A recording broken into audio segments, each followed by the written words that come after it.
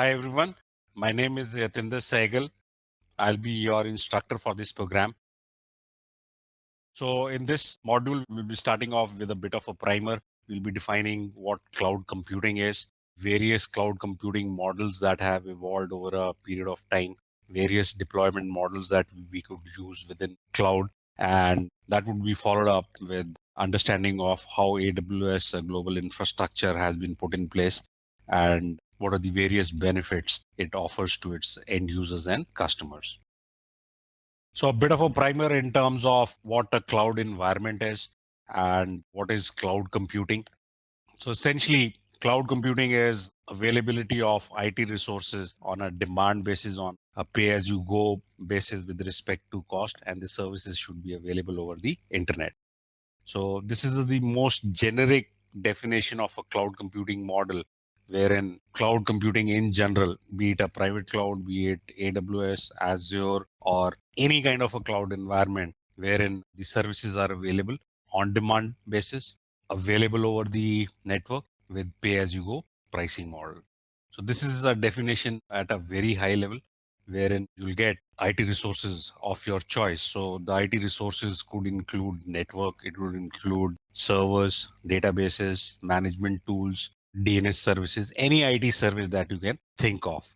So at a broader level, this is the definition of cloud computing and what a cloud is. So essentially, it is the responsibility of the cloud provider to provide all these services to you, wherein you as a customer really sign up with the cloud provider and those services would be made available to you on a need basis.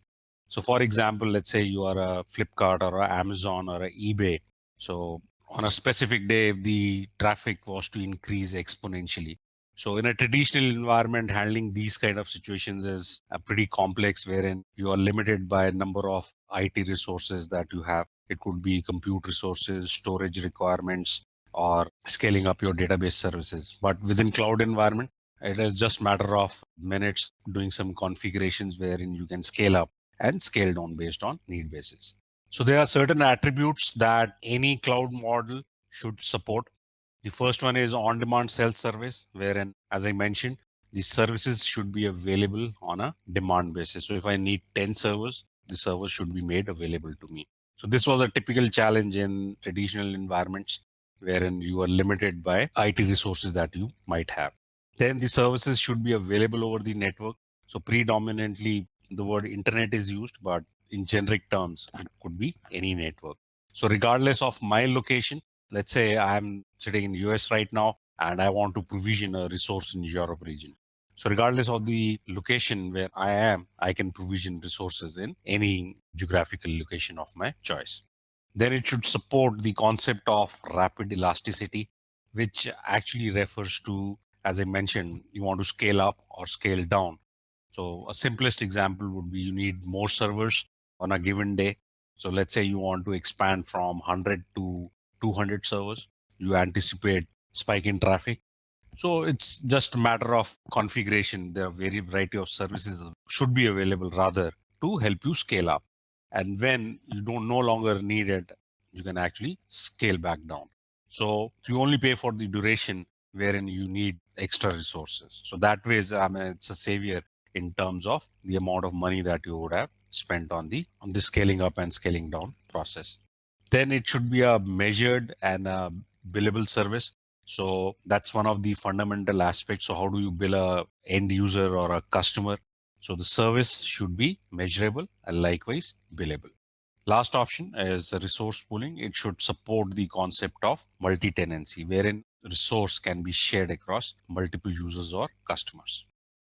Why there was a need for cloud environments. So right now I'm keeping the definitions that are applicable to be it a public cloud or be it a private cloud or a hybrid cloud. I'll be explaining these terms very shortly.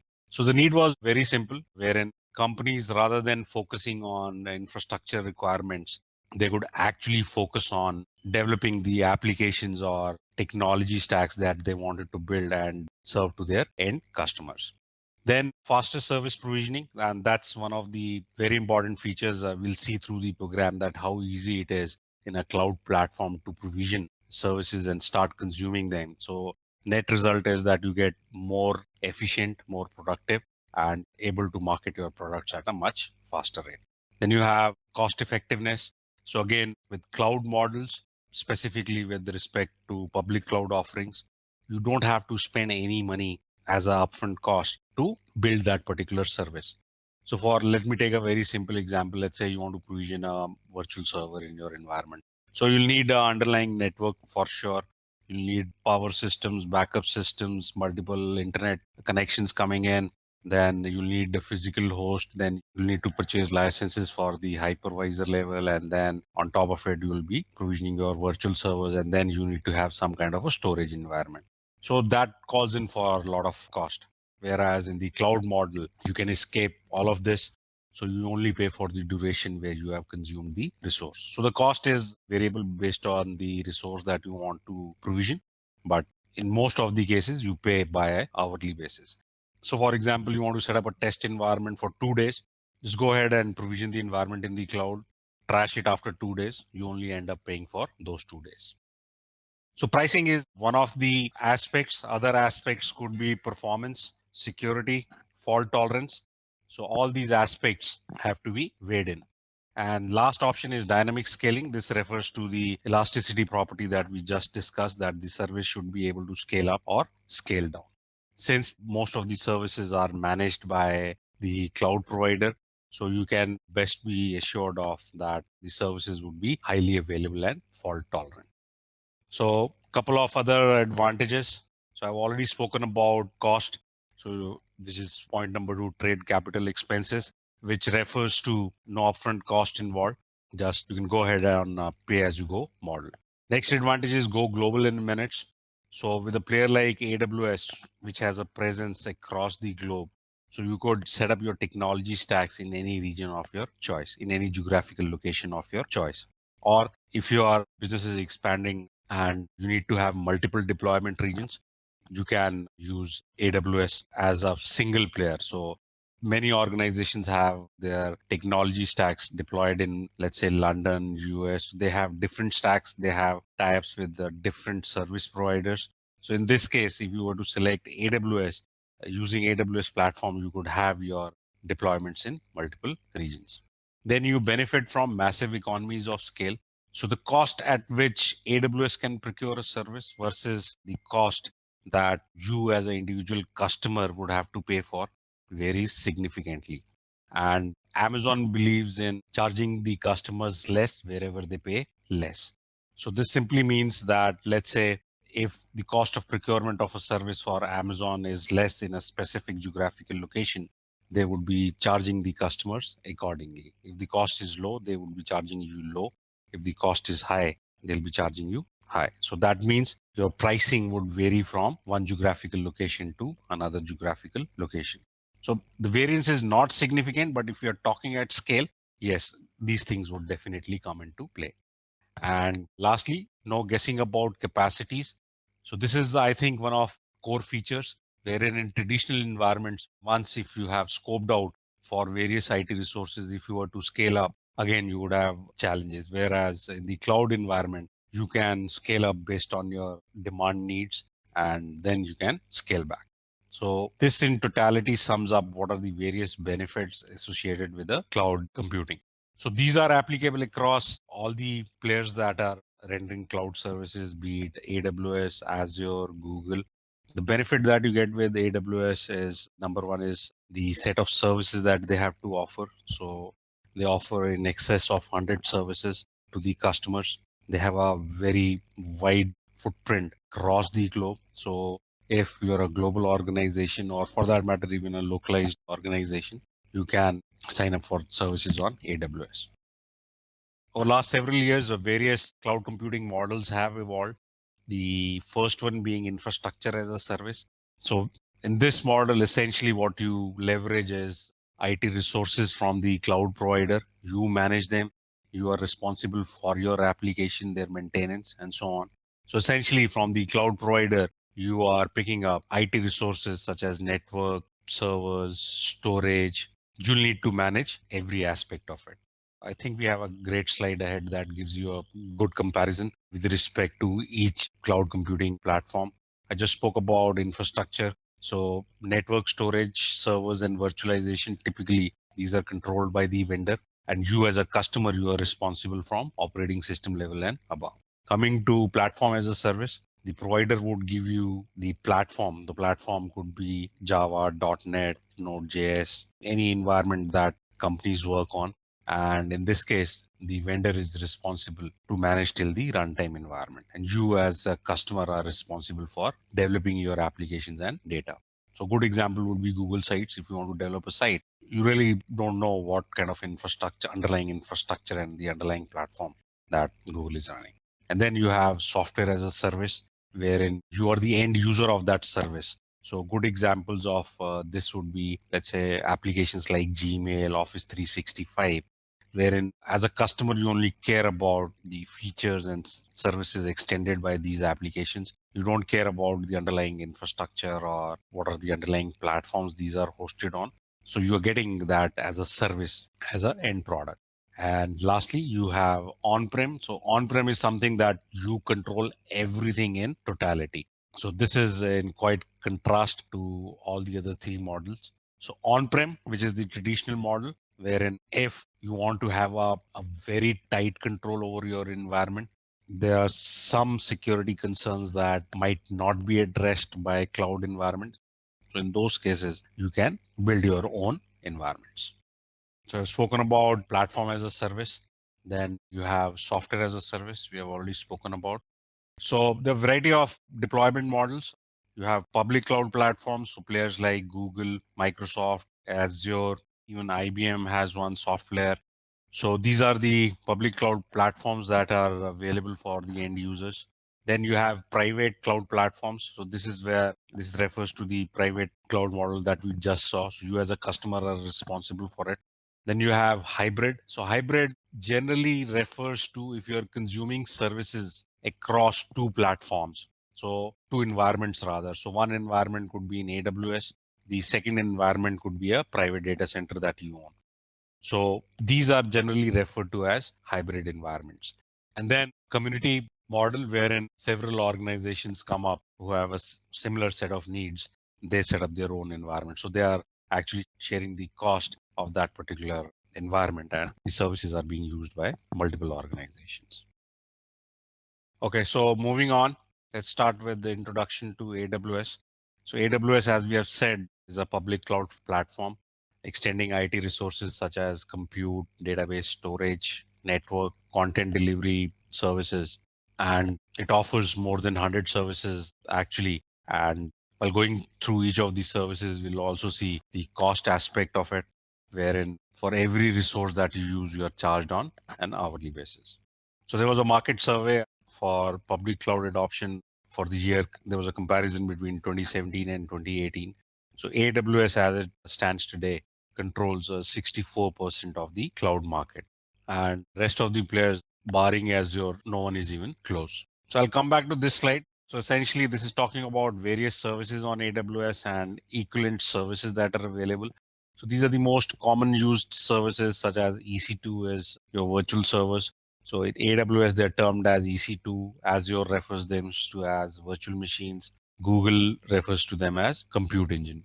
So different players, different terminologies that they follow. So set of core services, they are being represented by different names in different environments. So there are various benefits. We have already spoken at a higher level what the benefits of cloud platform are. So all are applicable to AWS as well. Cost effective. We have seen it's a pretty dominant player in the cloud arena. Scalable and provides high performance. Any service that you use, if it's a compute resource, you're using network resources, you're using database resources, any application services such as email services or notification services, monitoring services, these are highly scalable and can deliver the performance. Very easy to use. As we'll see when you provision the resources, it's pretty easy to set up these services and integrate it within your applications. Services are reliable since these services are managed by AWS. So AWS takes the responsibility of managing and maintaining these services. Then with respect to security, so security again here, There are a couple of things that would fall under AWS responsibility and a couple of things that would be responsible that the customer would be responsible for. So we cannot take it for granted that AWS is responsible for total security of your technology stack. So while talking about each service, we'll go through this aspect for sure, the security aspect, because that is one of the most concerning factors while making a decision on moving to cloud. Refer to the illustration on the screen. So you have AWS global infrastructure. So this refers to Amazon's footprint across the globe. So this is essentially divided into three parts. You have regions, availability zones, and edge locations. So on top of this infrastructure, they have classified certain set of services as foundation services, such as compute, storage, database, and networks. So the idea here is that any technology stack cannot be completed without these four foundation services. So you'll need compute resources, you'll need the servers, you'll need storage for sure, you'll need a network in which you want to operate within AWS, and then any application would need a database in the backend. So these services are referred to as foundation services, and the idea here is that any application will have to use all these four foundation services. And then on top of it, again, it is customer's choice that whether they want to use any other service over and above the services that are mentioned here. So the first term that I'll be talking about in context to AWS is the term regions. So regions, essentially, they are geographical locations in which AWS has the presence. So I'll just log into the portal. Shortly, I'll demonstrate on how do you sign up for the free tier account as well. So when you sign up for the account, essentially you supply an email address and you set up a password. So that's what I'm using to sign up, or rather logging to my account. So on the top right hand corner of your browser, you would see the region in which you have logged in. So any resource that I provision would be logged in the Oregon region in this case. So as of today, Amazon is operating out of 18 regions across the globe. So regions, they are synonymous to geographical locations in which the AWS operates. So it's a separate geographical region. I'll come to availability zones in a bit. So first, let's talk about on what should be the criteria in choosing a right region. So the first aspect is service availability. So let's say you want to use foundation services are available across all the regions. So let's say you are looking out to set up a warehousing solution, and for any newly provisioned region, warehousing solution might not be available for the initial period. So in that context, as a solution architect, you need to figure out that whether the service is available in the target region of your choice. The second aspect that you would be looking at is security and compliance requirements. So let's say you're working in healthcare organization in US. So law of land states that the data needs to be sitting in US. So naturally, from a security perspective and compliance perspective, your choice would be somewhere in US. Then the third aspect is cost, which refers to, as we said, that pricing of a service, they're not similar across all the regions. So if you are talking at scale, this could also be one of the deciding factors. And then you have user location and latency. So this refers to, let's say my target audience is in, let's say, Asia. So what region should I select so that users are closest to my application? So my obvious choice would be, let's say, Singapore in this case. So combination of all these factors would help you decide which region to choose in which you want to provision your environments. So based on various factors that we spoke about with respect to selecting a region, the factors that we discussed was service availability, service and compliance requirements, cost, proximity to the end user or latency. So based on these factors, so in this case, you see an analysis has been made with respect to a specific virtual server, and the region, the North Virginia region, is the cheapest, wherein you pay about $460, and the maximum is Sao Paulo, which is $719. So this is only with respect to cost. The second term that we should be familiar with is availability zones. So availability zones are essentially the data center environments that we refer to in day-to-day basis. So essentially availability zones are data center environments that AWS has. So let's say this is a specific region R, and by design, whenever AWS comes up with a new region, by design at the bare minimum level, they'll have two availability zones. So essentially, these are two data center environments that AWS comes up with, and the services that they offer, these are extended by these availability zones. So both the availability zones, so in this case, we're talking only about two. So there are regions in which they would have as many as 6 availability zones within a same region. Also, these availability zones are connected with very high speed networks, low latency networks. So the idea here is that from a solution architect perspective, that you should have a distributed workload across two availability zones. So in the event of availability zone going down, your application would still be available from the second availability zone. So I recall a scenario a couple of years back. There was an electrical storm in North Virginia region causing an outage in one of the availability zones. So since our workloads were distributed across two availability zones, our application was not impacted. So by design, at the bare minimum, every region would have two availability zones. So this is to ensure highest level of availability for your technology stacks. And from a solution architect perspective, you need to make sure that your workloads are distributed across multiple availability zones.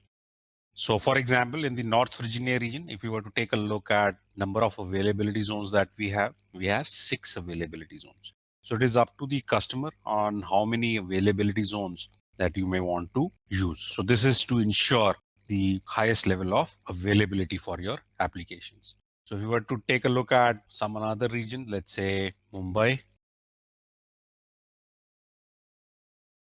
So in the Mumbai region, you'll see two availability zones. So number of availability zones by design is two. So they can add more availability zones, and that depends on the volume of business that they generate from that specific region.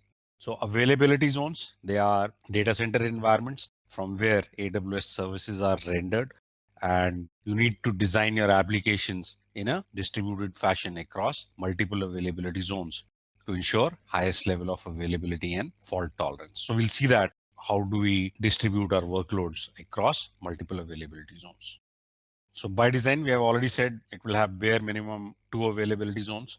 So you need to have distributed workloads, be it any tier of your application, web tier, application tier, database tier. So you need to have distributed workloads across by leveraging multiple availability zones. So this is a great slide that you see in terms of achieving high availability for your technology stacks. So on the left hand side, if you're a customer who is on AWS and you have selected any region for deployment of your application, so you're leveraging multiple availability zones out here. So in this case, you could achieve high availability by leveraging a single availability zone by provisioning multiple resources within the same availability zone. A good design, no single point of failure.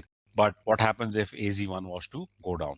So if this was to go down, even if I have multiple resources in this availability zone, if the AZ goes down, everything is down. So a better idea is to leverage multiple zones wherein you are spreading your workloads across two availability zones. So even if one goes down, you're still good. So now if you were to move on a higher availability scale, you could choose two deployment regions. So again, you could leverage the same approach as we saw in the first region, wherein again, you are leveraging multiple AZs. This is generally used for building up of DR environments, part of BCP, business continuity planning. You could leverage multiple regions.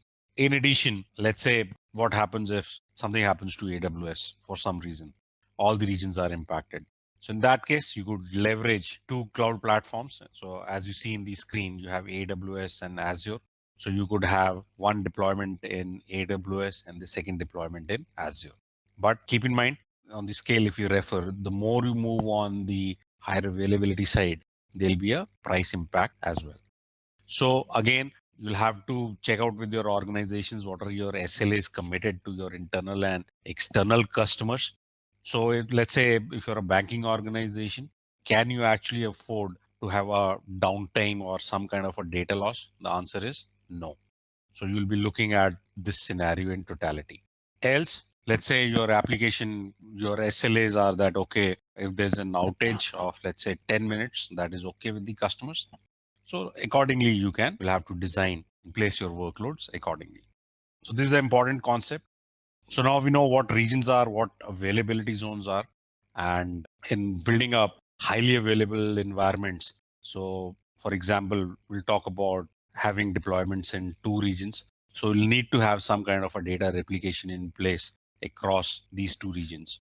So AWS provides you default connectivity methods wherein resources from one region can communicate over second region. So I'll talk about those connectivity methods in the network section when we talk about it. But with respect to configuration of replication, it is customer's responsibility on how you want to configure replication of your data from one region to the another. So that comes under customer's responsibility, whereas providing a medium for connectivity across these 2 regions would be AWS responsibility. So again, why replications between the regions? Increase fault tolerance, increase redundancy to reduce latency. Covered that. We have spoken about availability zones. So this is a generic definition of availability, which refers to a system or a component to be operational and accessible anytime. So even if there was an outage, how do you recover from that? Either without any downtime or if any downtime is applicable, how do you recover as quickly as possible? So there are various methods to measure availability. You have terms like MTTR, which is mean time to repair. So anybody coming in from systems background would be able to relate. So these are generic terms that are used to measure availability. So MTTR refers to mean time to repair. So this is the time that you need to fix your service. MTBF is mean time between failures, which means, let's say you had a failure day before and a failure today. So what is the mean time between the failure? It is 2 days. Then you can calculate the availability based on the formula given out here. So AWS offers you highest level of availability. So in my experience, one outage that I spoke about that happened a couple of years ago, and that was with respect to one availability zone not being available. So that was due to act of God. These are the things that you can't help out. So even if it was a private environment, your own hosted environment, you would have been impacted. And there was another one brief outage on S3 couple of months back. So even that was taken care of quickly. So you can measure the availability, MTTR, MTBF based on the values that are available. To increase fault tolerance, increase higher levels of availability by design, 2 availability zones per region. And these availability zones are connected by very high speed, low latency networks. So with respect to why high availability is essential, so acts of God such as earthquake, flooding, you could have hardware outages, power outages, issues related to software, network outages, and lastly, with respect to data. So from your perspective, you'll need to figure out that where all you need to build redundancies. So as part of AWS global infrastructure, we have spoken about regions, availability zones. The third term that we need to be familiar with is edge locations. Edge locations, they are different than availability zones. So essentially, these are caching locations that are spread across the globe. And as I said, they are caching locations. So if you have a user base spread across the globe and users are trying to access your application, so in a normal case scenario, what would happen is, so let's say this is my deployment region. So let's say this is US. Within US, you have again multiple regions. So let's keep it simple at this point of time. So you have users coming in from Singapore, Australia, and let's say Europe. So you have a distributed user base. All these users might not get the same experience in terms of latency. They might see buffering issues while downloading the content. So couple of approaches to mitigate that is, number one, have multiple deployment regions. But again, that can be very expensive. Or use a service like CloudFront. So CloudFront is a content distribution service which actually uses edge locations. So these are edge locations spread across the globe. So please note, from examination perspective, edge locations are not availability zones. They're completely different than availability zones. So now if a user from Singapore was trying to access, the user would be directed to the edge location in the Singapore region. Likewise for Australia, he goes to the Australia edge location, and likewise for Europe. Edge locations, they are connected on very high speed networks across regions.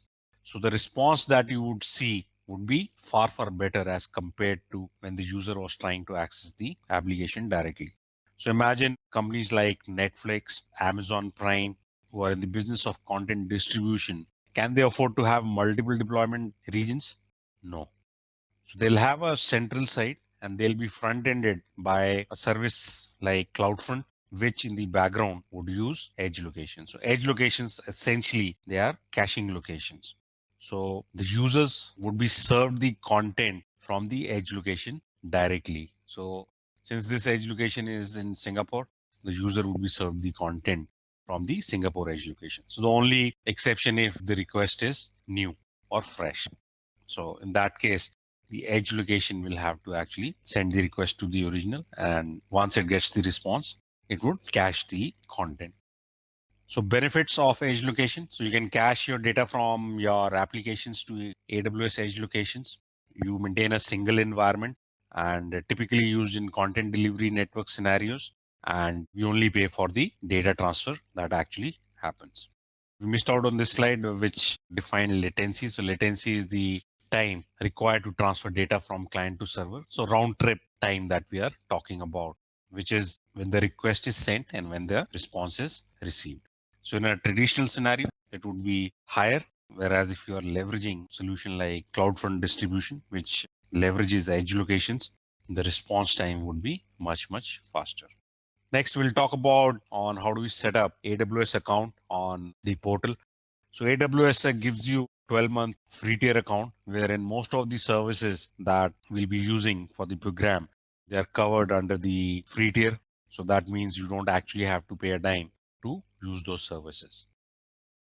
So all what we need to do is we'll go to the portal, make sure you select the account as personal. There are mandatory fields like first name, second name, email address, password, and then you'll also need to supply your credit card details. So that is only for validation purposes. So you're not charged on that credit card. Even to an extent, if you have consumed a service that is not eligible under free tier, it would generate an invoice and notify you. That's about it. So they use credit card only for first time validation. So if you're signing it from India, you are charged, let's say about 2 rupees, else from outside, couple of cents just to validate that you are a legitimate user. So what all services that we are entitled to?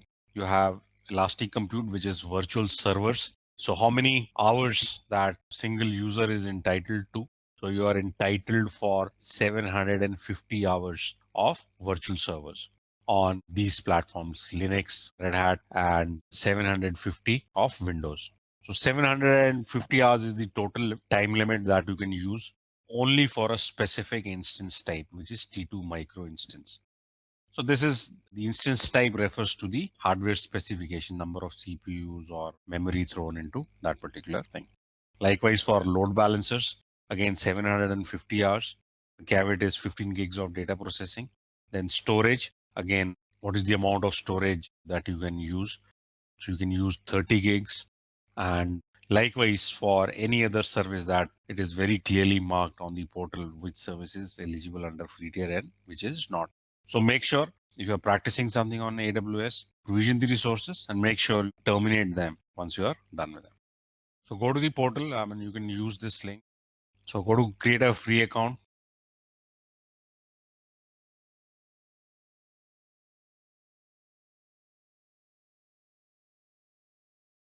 So type in your email address, password, and if you want to give any alias name to your account, else it assigns 12-digit account number. Continue. Then specify it's a personal account and specify first name, last name, and the region place where you are signing up. So accordingly, you will be billed. Then provide your credit card information and you are good to go. I'm referring to the document right now. This is the second page. You'll need to select personal out here. Select country wherever you are, region where you are signing it from. That's about it. If you actually look at the URL, if you see, it got redirected to one of AWS storage services, which is called S3. So this PDF is actually hosted on S3 storage service. So for any service that you choose, so let's say I want to provision virtual server. So I'll explain these steps. So a specific instance type is only eligible, and it would be very clearly marked that whether it is available for the free tier or not.